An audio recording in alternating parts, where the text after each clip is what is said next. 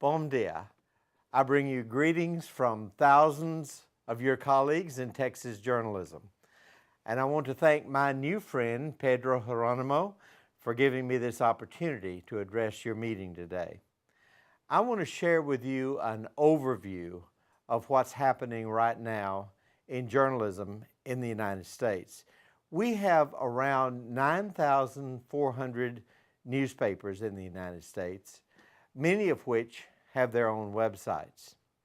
Some of our newspapers are famous throughout the world: the New York Times, the Washington Post, USA Today, the Wall Street Journal.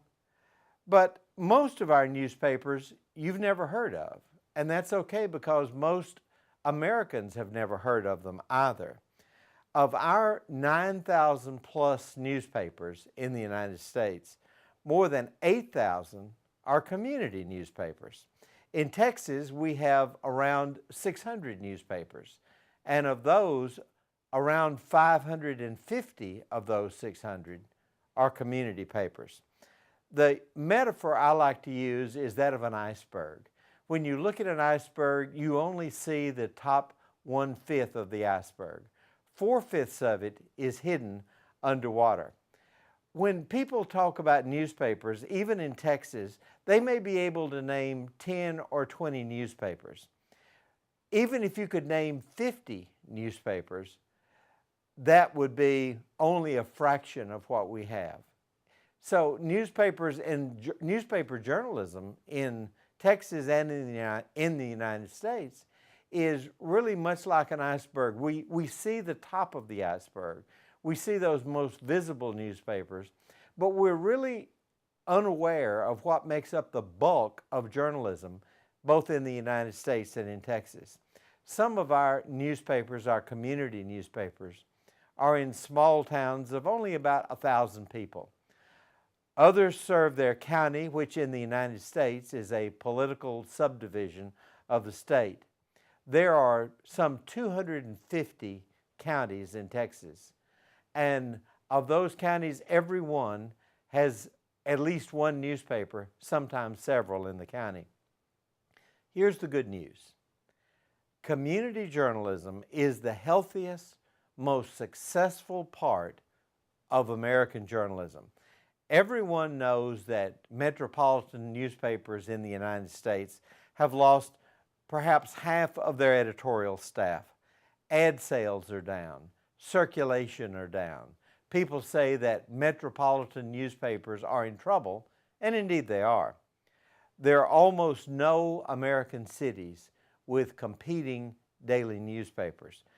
Now, community newspapers also have lost some of their circulation. They've lost some of their ad revenue, but not nearly as much. In our research about Texas community newspapers, we've discovered that most of them have lost only a little circulation, if any, and indeed some of them are up in circulation in the last decade. The same thing is true with advertising revenues. One of the best kept secrets of American journalism is that community newspapers are still attracting readers and advertisers. The reasons are simple. Community journalism is like any other business. If you have a product people want, and a product they can only get from you, then you are successful. In smaller communities, newspapers represent the best source of local news. These newspapers are hyperlocal. They do not cover international news. They don't cover national news. They don't even cover state news unless it affects their local communities. But they do cover those communities. Anything that happens in local government, in schools, in local sports, they cover. And indeed, they are still the best source, the best way for local advertisers to reach potential consumers. Even though that's good news, community newspapers in the United States and in Texas are really concerned. Perhaps their biggest worry is that they're not reaching younger readers, and their readership is aging quickly.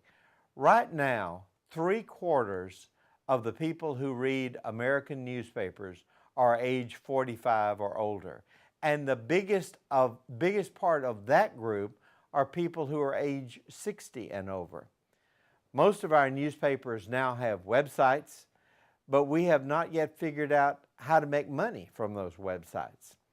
For most newspapers who do have websites, they publish both a print edition and an internet edition. 90% of their revenue comes from their print edition. So while newspapers, community newspapers, are profitable and their circulations have declined only slightly, they realize that we must work out some changes in that revenue model if we're going to be successful in the future. We're optimistic, though, because we realize that when it comes to hyperlocal news, community newspapers and their websites are the only organizations locally who are covering that news. They do it now in print, and they do it on websites, and now most of them also in social media. At the Texas Center for Community Journalism, we continuously remind our newspapers in Texas that they may be a weekly in print or maybe published twice a week in print, but online and in social media, they have to be a daily. People will no longer wait until the newspaper comes out once or twice a week. They want the news, and they want it now. And if they don't get it from us, they'll get it from someplace else. Or perhaps even more troubling, they'll discover they can do without the news, and they will have broken their news habit. And so we have to provide the news in print in some depth on a weekly basis and daily on the internet and in social media. I live in Fort Worth, Texas, which is a city of about 750,000 people. Just about an hour to the west, there's a small community. It's a resort community of several thousand people. They have a small hometown newspaper. And a little over a year ago, that community was threatened by wildfires. The fires burned a great deal of the area around the city. It even threatened the city. And at one point, police went through the town evacuating the entire town. They told everyone who lived there, everyone in a business, that they had to leave. The newspaper editor, of course, knew what was happening, and so he took his car and parked it behind the newspaper, and then he turned off all the lights, he closed the drapes, he locked the door, and he pretended he wasn't there. The police came through, knocked on the door. They thought no one was there. They evacuated the town. Everyone was gone except the newspaper editor. He continued to publish during that time. It was hard to get out a newspaper, although he sent the newspaper to another city to actually be printed. But he updated the website constantly, and he also kept their social media, their Facebook operation going. And he became the source for local news for that community. People wanted to know where the fire was. They wanted to know how successful the firefighters were. They wanted to know if anyone was injured. They wanted to know what homes were threatened, what schools might be threatened. They wanted to know what was going on in that town as the fire was being fought on many different fronts. And the only place to get that news was from this newspaper. And people would ask questions on their Facebook feed. Other people would answer them. He would answer them. It became an open forum, and people realized that if they wanted to know what was going on in that community, what was happening with that fire, they could only find it out through that newspaper, that website, that Facebook site. What happened was that he saw his circulation, even his circulation in print, increase. His Facebook audience increased by more than double. His website increased significantly, and even his print circulation increased. It's a great example of what local newspapers do in covering the news of an area that really no one else is covering except these newspapers and these websites. Community newspapers must survive because we are the only independent check on the power of government and the judiciary. People cannot go to every city council meeting. They cannot go to every school board meeting. They cannot follow the news about the budget and all the election issues by themselves. That's what community newspapers do as an independent voice. And American readers have come to trust those newspapers.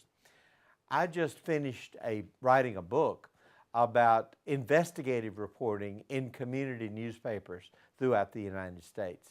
I looked at newspapers all the way from the East Coast to the West Coast. And what I found was a great many courageous community newspapers who were investigating things in their towns that no one else was looking at. Frequently, they did it at a peril to their own personal safety. They investigated corrupt public officials. They investigated corrupt law enforcement officials. Sometimes they were told that their safety may be in danger, and yet they kept on. These were not newspapers with big staff. In some situations, there was only one reporter. The editor was also the publisher and the entire reporting staff, and yet they kept on. Sometimes the community responded positively. Sometimes the community did not respond positively. They thought the newspaper was conducting needless investigations. In the end, though, they saw that the newspaper was right. There was one newspaper in Minnesota that was investigating a large corporation, and they kept on with the investigation even though there were only a couple of reporters. At one point, they took that corporation, looking for records, they took that corporation to court. And the publisher told me that he had to represent himself. He couldn't even afford a lawyer. And the corporation, the giant corporation, had a whole team of lawyers. And he told me on his first day in court that the lead lawyer for the corporation was wearing a suit that was worth more than his car. And yet they stayed after the investigation. And in the end, they won. And newspapers throughout the state of Minnesota, in the northern part of the United States, are now benefiting from the investigation that they did. We face many challenges, both in Portugal and in the United States, but we know that both our nations need informed voters. This is an information society, and we need sources of information that people can trust. We believe that community journalism provides that trustworthy source of news. Your colleagues in the United States wish you great success as you build great community journalism in Portugal. Obrigado.